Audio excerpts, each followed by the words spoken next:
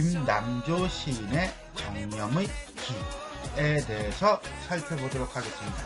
여기서 말하는 정념이라고 하는 말은 그냥 마음 정도로 이해하시면 되겠습니다. 그러면 기는 깃발, 그러면 마음을 깃발에 비유하고 있구나 라고 보시면 되겠네요. 이 작품은 인간의 고독과 번뇌로부터 벗어나 순수하고 평화로운 삶에 이루고자 하는 염원을 담고 있는 시라고 할 수 있습니다. 화자의 마음을 정념의 깃발에 빗대어 화자의 고뇌를 드러내고 있으며 경건한 어조로 화자가 바라는 삶에 대한 염원을 진실하고 담담하게 표현하고 있습니다. 특히 화자가 소망하는 하얀 모래벌 같은 마음씨의 벗은 인간 존재의 어떤 무거운 비애, 이때 비애는 슬픔을 무겁대, 추상적 대상을 촉각화하고 있는 거예요. 어쨌거나 간에 무거운 비애를 초월한 존재라는 점, 즉 절대적 존재라는 점을 볼 때 화자는 번민의 상태에서 벗어나 순수한 삶 내지는 초월적인 삶에 이르고자 하는 일종의 종교적 성격이 매우 강한 작품이라고 할 수 있겠습니다. 자, 그럼 우리가 전체 한번 어떤 내용인지 살펴보겠습니다. 내 마음은 한 폭의 기, 보는 이 없는 시공에 없는 것 모양 걸려왔더니라. 스스로의 혼란과 열기를 이기지 못해 눈 오는 내 거리에 나서면 눈길 위에 연기처럼 덮여오는 편안한 그늘이여, 마음의 기는 눈의 음악이나 듣고 있는가? 나에게 원이 있다면 뉘우침이 없는 일몰이 고요히 꽃잎인 양 쌓여가는 그 일이란다. 황제의 항서와 같은 무거운 비애가 맑게 가라앉은 하얀 모래벌 같은 마음씨의 벗은 없을까? 내 마음은 한 폭의 기, 보는 이 없는 시공에서 때로는 울고 때로 기도 드린다. 자, 내 마음은 한 폭의 기가 처음하고 끝에 연결되고 있으니까 일종의 수미상관적 구성을 변형한 거다라고 보셔도 될 듯 싶습니다. 자, 그럼 우리가 한행 한 구절 한 구절 살펴보겠습니다. 내 마음은 한 폭의 깃발이다 라고 했어요. 이건 결국 내 마음이라는 추상적인 대상을 깃발로 사물화하면서 A는 B다 형태를 띠고 있는 은유법이죠. 그리고 이것은 깨달음을 얻기 이전의 상태라고 봐야 돼요. 그럼 어떻게 하냐면 여기 나와요. 보는 사람이 없는 시간과 공간에, 이런 뜻이에요. 보는 사람이 없는 시간과 공간에 없는 것처럼 걸려왔다는 건 쉽게 말해서 존재감이 없다는 거죠. 그런 애가 있었어? 뭐 이런 거예요. 됐습니까? 자, 보는 이가 없는 시공이라는 것은 결국 신적 존재를 인식하기 전에 없는 것 모양 걸려왔다. 한마디로 보는 사람이 없었다는 걸 혼자 한다는 거잖아. 그죠?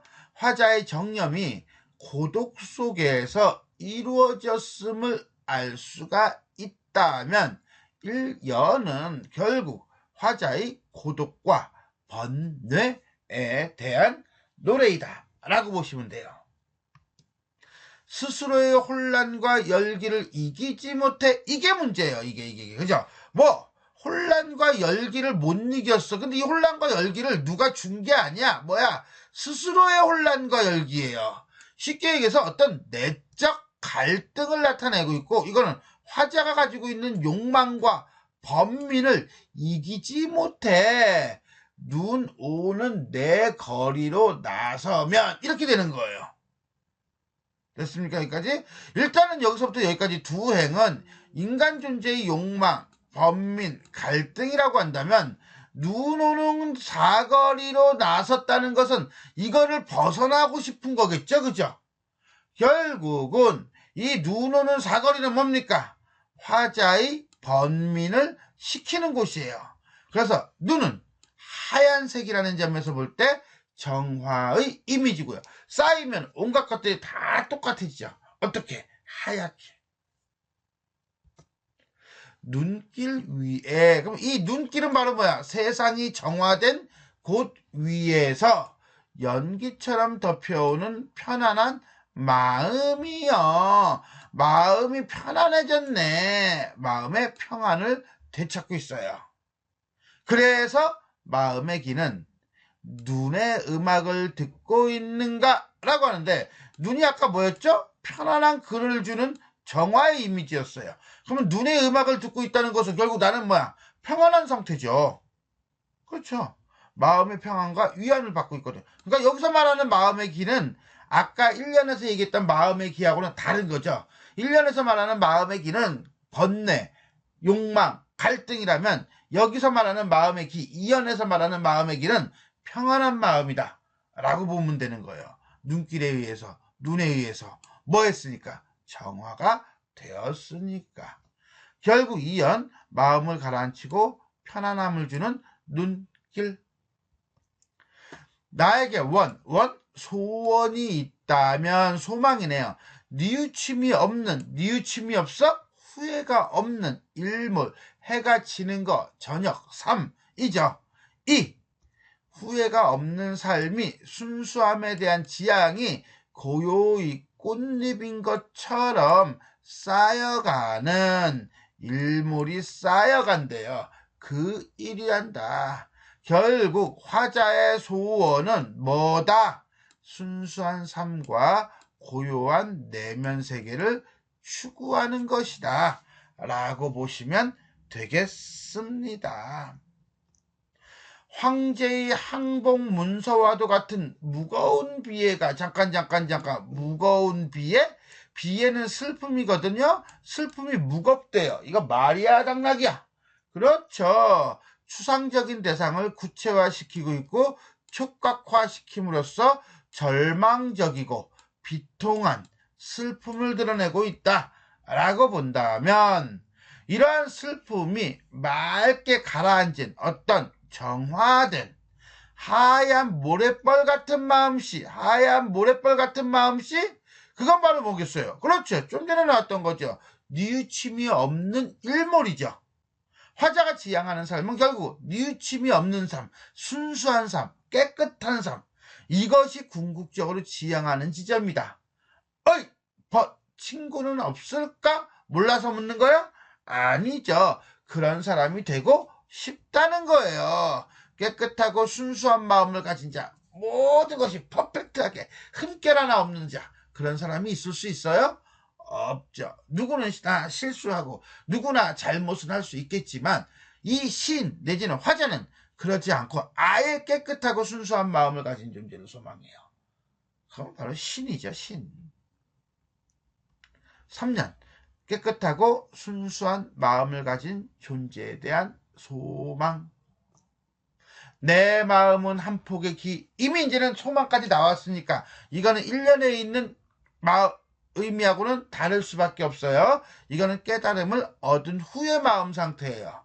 그러면 남들하고 관계 맺고 이런 게 중요한 게 아니야. 고독한 존재야. 어차피 이거는 벗어남이 없어. 하지만 때로는 울고 인간의 미약함에서 오는 슬픔, 때로는 기도드린다. 이거는 종교적 경건함. 자, 인간의 미약함에서 오는 슬픔이라고 하는 것은 결국 뭡니까? 인간이 가지고 있는 본연적인 한계. 아까 얘기했잖아요. 좀 전에 인간은 누구나 실수를 할 수밖에 없다고요. 실수를 안 하는 인간은 없다니까요. 실수를 안 하면 그게 신이지 인간이야. 그러니까 인간적 한계로 인한 어떤 슬픔, 번민 속에서도 종교적 경건함을 잃지 않으려는 자세를 보여주고 있다라고 보시면 되겠습니다. 결국 사연은 경건한 삶에 대한 소망이라고 보시면 되겠네요. 자, 이렇게 해서 김남조 시인의 정념의 기 전체 한 행 한 행 살펴보았습니다. 그럼 정리해봐야죠. 낭만적이고요, 종교적이고요, 기원적이다. 애상적 어조이긴 하나 또한 소망의 어조이기도 합니다. 순수한 삶에 대한 열망과 그 다음에 종교적 희원, 희망하고 소원한다는 거겠죠. 화자의 마음을 깃발에 합치시키고 있다.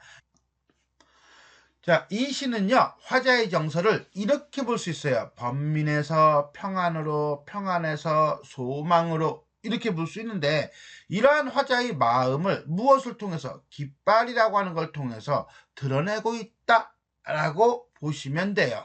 자, 그러면 번민과 관련된 부분은 여기죠. 없는 것 모양 걸려왔더니라 무엇이 내 마음은 한 폭의 기라고 보는 거예요. 그러면 마음의 평안을 느끼는 거는 뭡니까? 그랬더니 마음의 귀는 눈의 음악이나 듣고 있는가 해서 마음의 귀를, 눈의 음악을 듣고 있는 존재, 듣고 있는 존재. 근데 눈이 뭔데? 편안한 그늘을 주는 거거든요. 그러면서 소망을 합니다. 뭐? 때로 기도 드린다. 무엇이? 내 마음은 한 폭의 기가.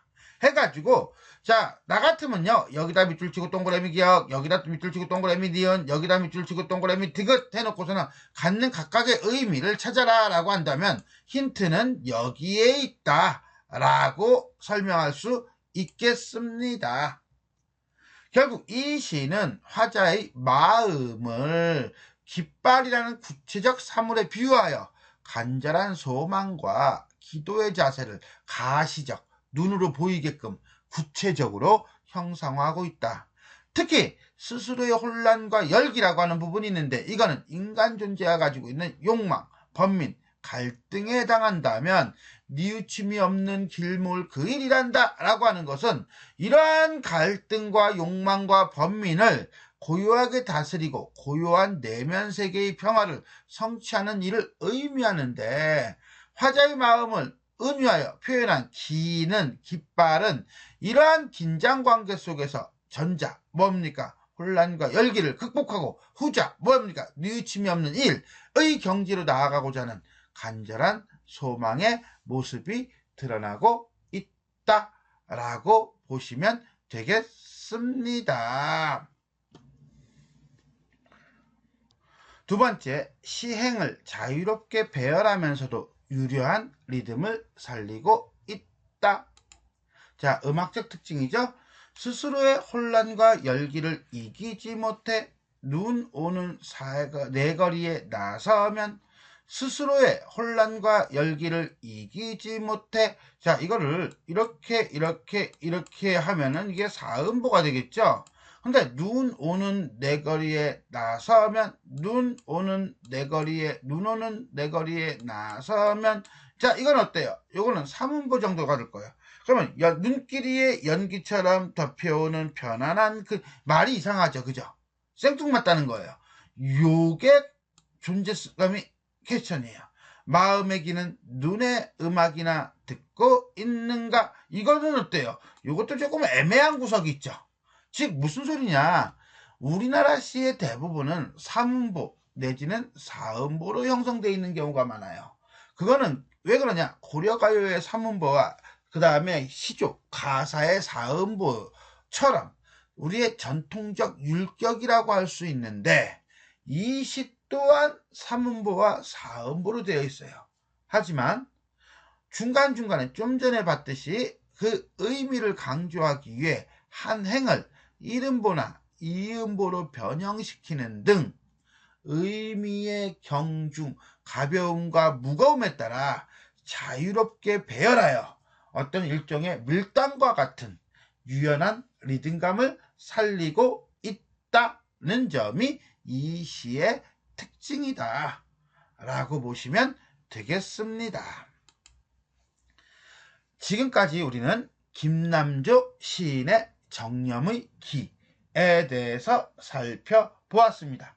지금까지 내용이 도움이 되셨다면 좋아요와 구독 버튼 눌러주시고요. 알람 설정 부탁드리겠습니다. 수고하셨습니다.